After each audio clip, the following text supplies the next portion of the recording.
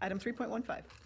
Madam Chair, item 3.15 is to approve an interlocal cooperative agreement between the RTC and the City of Reno in an amount not to exceed $120,000 for Midtown bike racks and benches for the Virginia Street Bus Rapid Transit project, and authorize the RTC Executive Director to execute the agreement. Madam Chair, as you are, and Commissioner Delgado are most intimately aware, we have been in detailed discussions now for the last couple of months regarding this matter. What this agreement does fundamentally is move away from SNC and our negotiations with SNC for their contract, the design, selection, deployment, installation of the benches and bike racks, and will now be the purview and responsibility of the City of Reno in cooperation with the RTC. This agreement lays out the different milestones and steps and fiduciary responsibilities of each party, and that's a fancy way of saying, I think, Alexis Hill and the Arts and Culture Commission will be the leader and be the facilitator for developing, hopefully, what will be a significant contribution to the aesthetics of the corridor. I'll be happy to answer any questions, or perhaps Adam Spear, who wrote the contract, can answer any questions you may have for the contract. I actually want to thank Alexis Hill, Kerry Koski, and John Flansburgh, not just for their work on this, but for their dedication and partnership on the Virginia Street project. This has been a most interesting and challenging project for everyone, and a fun project for everyone. We're really going to make a statement in the built environment for our community, and just appreciate all the great and creative ideas, and we're going to keep doing that. So with that, staff would recommend approval. Thank you very much. And I would just remind everybody, we have a full Virginia Street update later on the agenda. So we'll be no doubt talking about this at length later as well. Commissioner Dare. My question on this is not unsupportive of having bikes and benches. We all need them in our cities. My question is this normal protocol for RTC to be putting out money for this? Have we done this typically in other things? Is this a new normal? I don't know that. I'm newer, so I can ask this question. I mean, truthfully, I don't actually know. If it is something that we normally do, that's cool. And I just want to know if this is just making sure when it comes to our region, we're spending money on similar things across the board regionally. Again, I do know that I very much get where bike racks fit into RTC. That's not my question. I get the need for us with transportation. It definitely helps with transportation. But I think, if I'm not mistaken, we typically pay for these out of our own city when we do them, but I could be very wrong. So, Madam Chair, I think the answer to Commissioner Dare's question is, yes, we typically pay for these matters. We, for example, were heavily involved in the development of the, we call them pedestrian rocks. They're pedestrian rest areas, for example, at the Pyramid and McCarran intersection. We also have, while we don't have bike lanes, we have a multi-use path system there. We also had multi-use path and benches in the Southeast Connector. In those two instances, the RTC working in cooperation, this is something I really want to make clear today because I think there's been some confusion over time. We work in a very, very close working professional and almost personal relationship with entity staff. In this particular case, because Reno has an Arts and Culture Commission, what we did was took the line item dollars that we would have expended with respect to this typical function, and so we're just taking that and moving it to them to let them administer that piece of the program. So I guess if in a long, confusing way, I'm trying to say, yes, we pay for this, yes, we do this, but in this particular instance, we're gonna let the City of Reno take the lead, so we're just gonna move that line item over to them. They're still working very closely and in cooperation with us. And we're going to make sure that they do all the things we would normally have done, but they're just going to be able to make the decisions on a number of the aesthetic and location issues. So just to be clear, what I heard, and I think what you're saying. So you have a particular budget in this kind of project that you would have 120,000 in this Correct. thing, and so we're going to transfer that over. They're going to add to it to make it Uber on steroids and awesome. But this is typical. So if I look back at other things that have happened in the region, this is normal money that's been set aside and in the future. That's correct. I'd like to highlight the Southeast Connector, for example. We built a multi-use path. You go along that multi-use path, you'll find various locations where there are benches available. In that particular project, we paid for that and our contractor installed those. So Okay, it's thank a you. typical thing we do. Thank you. Commissioner Hartung. Thank you, Madam Chair. And Mr. Gibson, I just wanted to put on the record, because there's a lot of people who are watching who don't have the benefit of looking at the agenda item.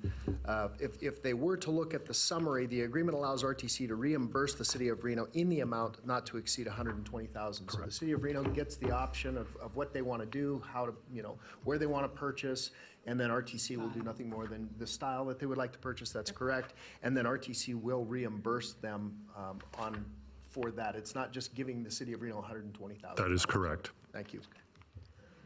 Okay, and again, we'll be getting into this a little bit more on a future item in this agenda, so. Item 6.1. Yep, item 6.1. So any Motion. other, okay, I have a motion for Second. approval and a second. All those in favor say aye. Aye. Aye. Motion carries unanimously. Thank you very much. Now moving on to item 6. Madam Chair, item 6.1 is acknowledged receipt of the Virginia Street Bus Rapid Transit Extension Monthly Progress Report. Jeff Wilbrecht, the project manager, will give us the latest information. Jeff? Good morning, Jeff Wilbrecht, RTC project manager for the Virginia Street project. Commissioners, I'm here to kind of give an overview of what's been happening over the last month or so, and then answer any questions and provide update. Kind of getting into it, we are wrapping down with the utility relocation part of the project. If you've been out there recently, we are starting to open up the corridor back to its old configuration of two-way traffic. And so the utility relocation project actually went really smooth. To kind of compare it to other projects like Fourth and Prater, which was a similar scope. It was a really good idea on this project to do this utility relocation in advance of the roadway reconstruction part of the project. It's going to be able to allow us to accelerate the curb gutter sidewalk and the reconstruction of the road part of the project. So this is an absolute good idea for this project. There was one conflict with some AT&T infrastructure that we were unable to do a bit of storm drain between Center Street and Vassar Street. So we will come back in kind of early April is the tentative plan to finish up that work. During that time, we will go back to that one-way configuration to complete all the utility work so that when we go to rebuild the road this summer, we're on track. Another part of this project is because it's utilities, those utilities are not directly confined to Virginia Street. They kind of extended to some of the side streets to make the connections to the power poles and those types of things. So part of this project is to do permanent patching on those streets that are not going to be reconstructed as part of the Midtown reconstruction project. So that's permanent patching that will be occurring on parts of Holcomb Avenue and some of the side streets like Caliente and Arroyo and some of those side streets. So that will also be happening once we have acceptable temperatures to do that permanent patching. We want to put the city of Reno roads back to the appropriate condition. Talking about phase 2, there was a little bit of talk earlier about the benches and bike racks, and I'll talk about that a little bit later. But also what was talked about was our design and getting towards the CMAR process and really getting towards summer construction. So we do have 100% design plans that we are using to finalize the negotiations with that CMAR contractor. I know last month I watched the video of the presentation. I was not here, but there was a question about the CMAR contract. And so we did have a pre-construction agreement with the CMAR contractor. That allowed us to get into constructability reviews, value engineering, assess the schedule, develop really good estimates for the project. And then we've executed an early work agreement with that CMAR contractor to do this utility phase of the work.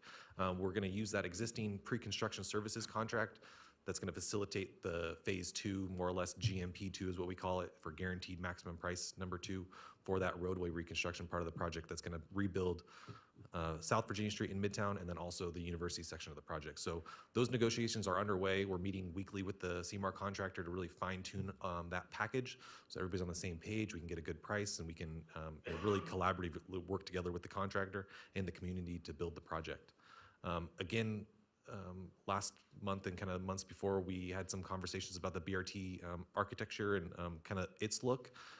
Following those previous meetings, we did go back to our architect and project team to really kind of come up with what is there, how can we modify these things. I think Brian Stewart last month kind of gave you an update on it, but we hope to be able to bring you back some renderings of what that's going to look like in April. And so we should receive those next week or the next week after, and then weed out what's maybe more or less not appropriate, but then deliver some alternatives and deliver some ideas and get your feedback to, and the community's feedback of what they want to see in those BRT stops. And the Can you say architectural- what BRT is? So yeah, sorry, BRT is Bus Rapid Transit.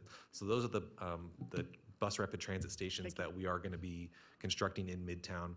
We're building 3 in Midtown.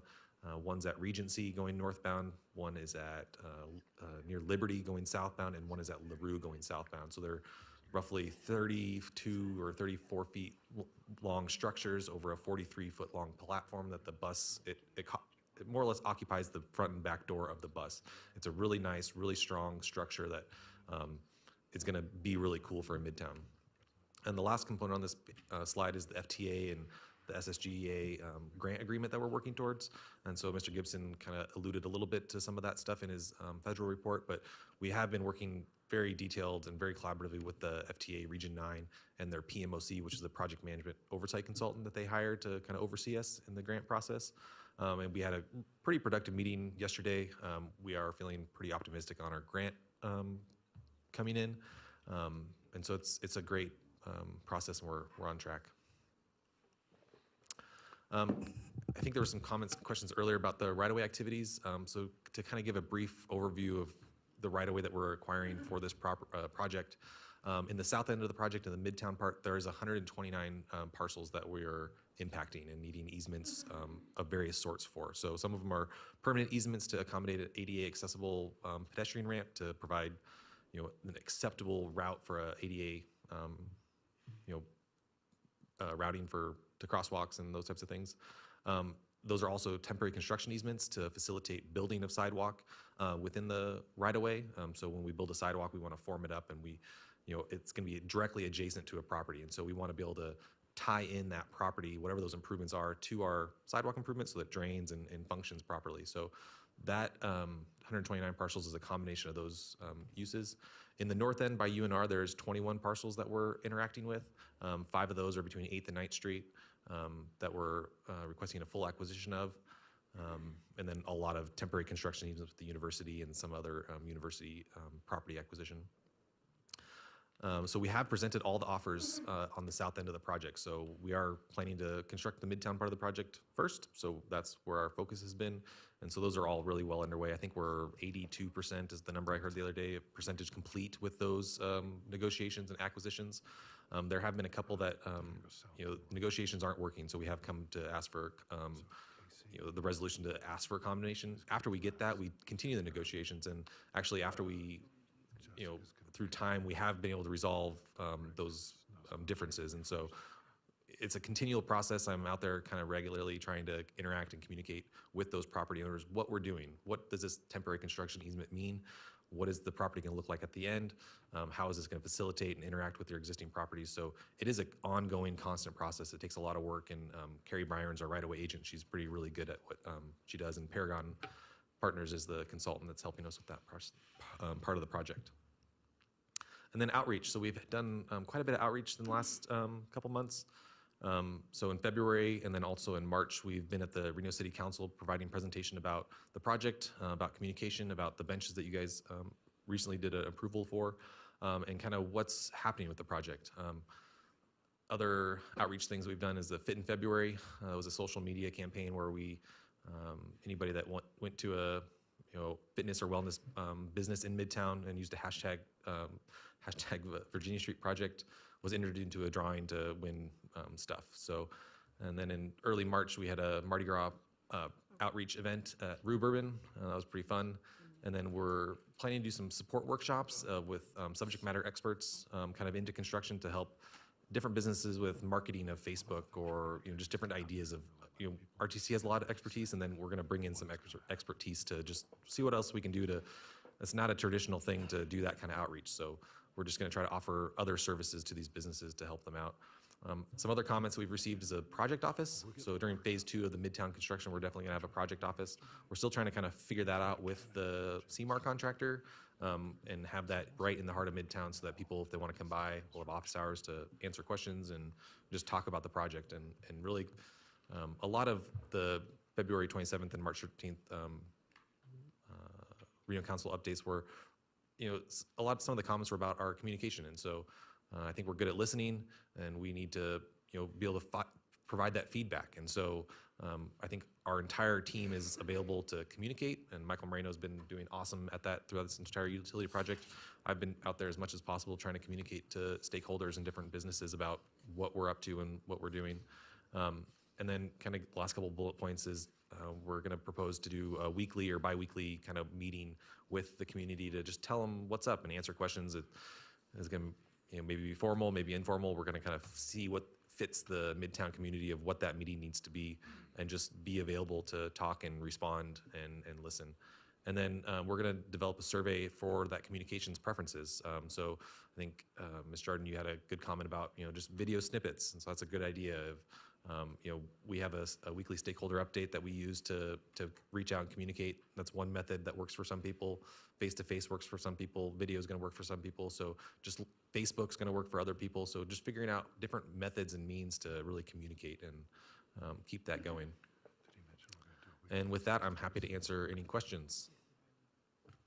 Okay, thank you very much. Commissioners have any questions or comments? Wow, none of that. I did want to say, we've had a very robust conversations at the City of Reno over our last 2 council meetings, and while some of it was a little rough, I think at the end of the day, the net result was positive. I think there was some information that got out that was necessary and maybe hadn't been heard by the global community. There was some clarity on some issues I think that was important.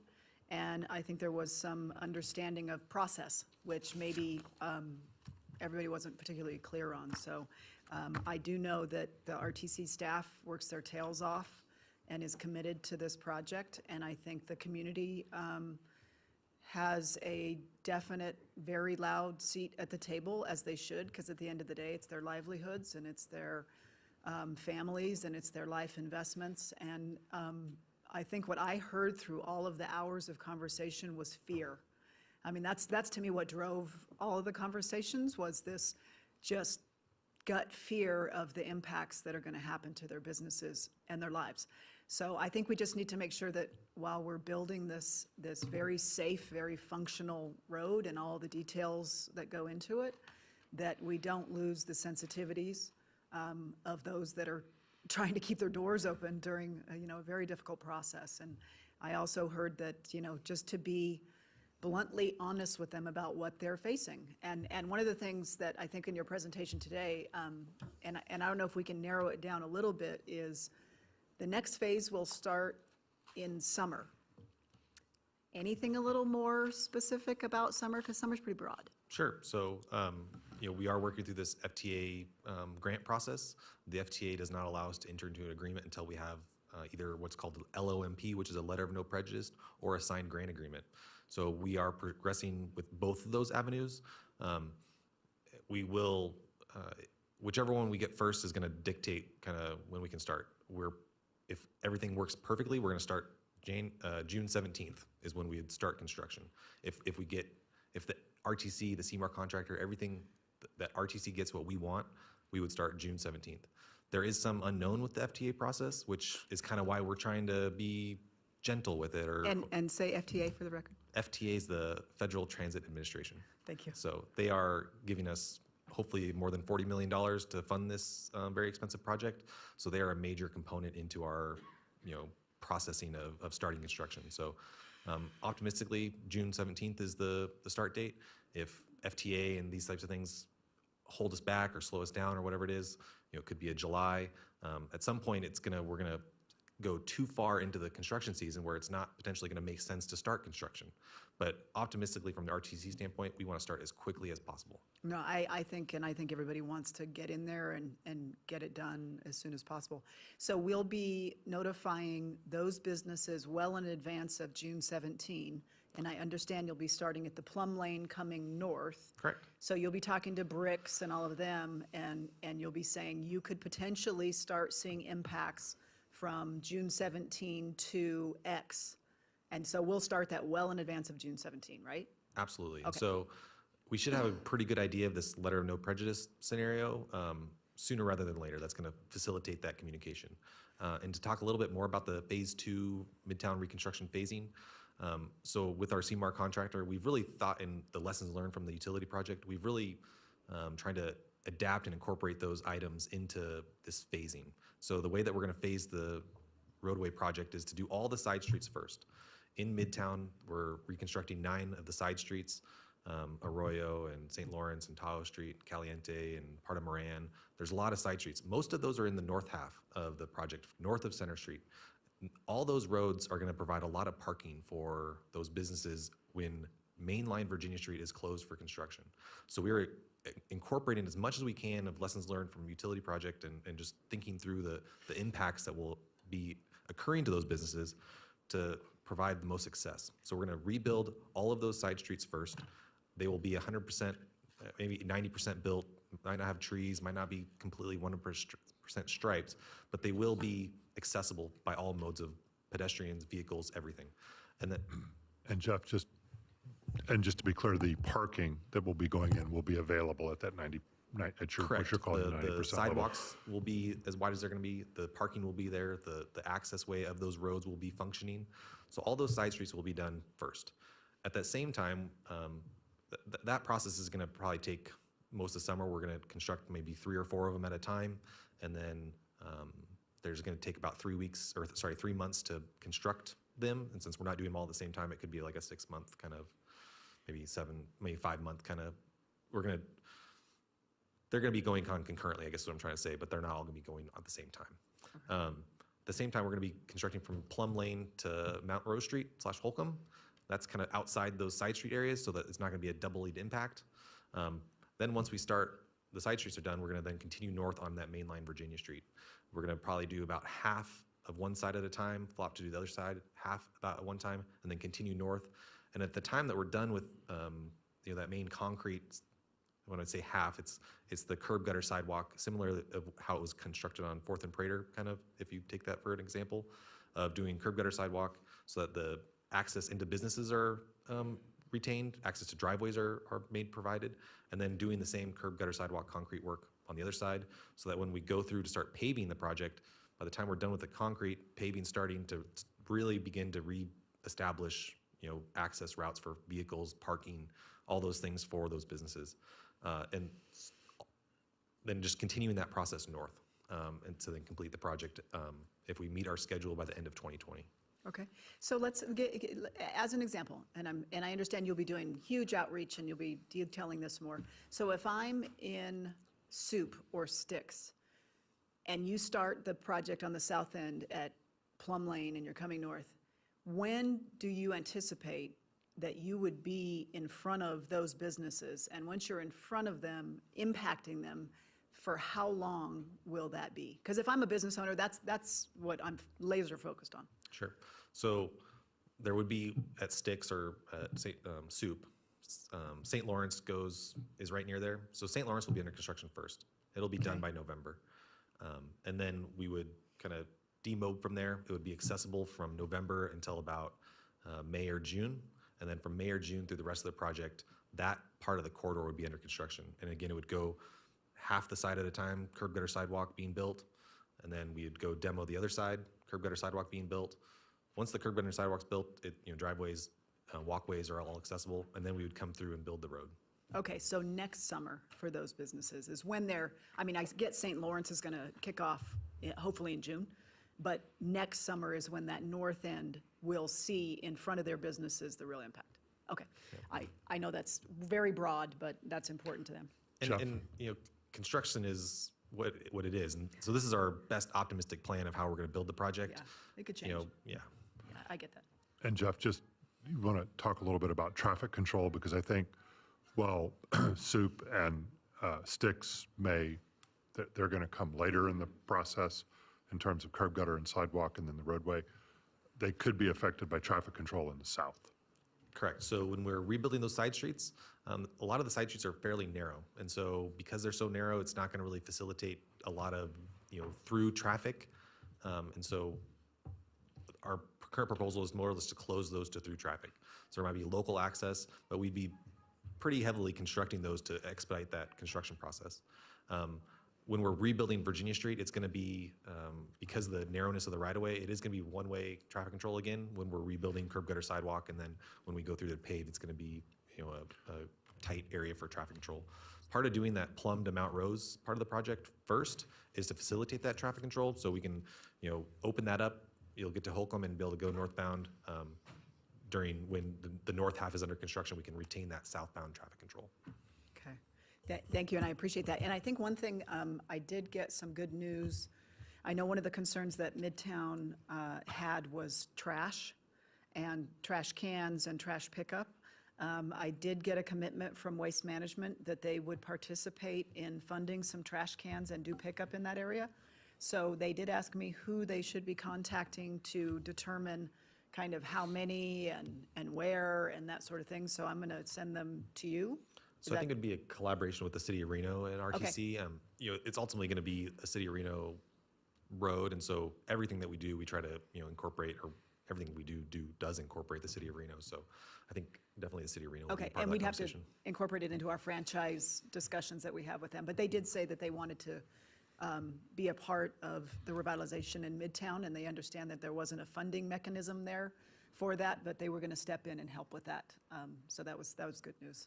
So, any other commissioners have any questions or comments? Okay, excited. Good job. Thank you. Thanks.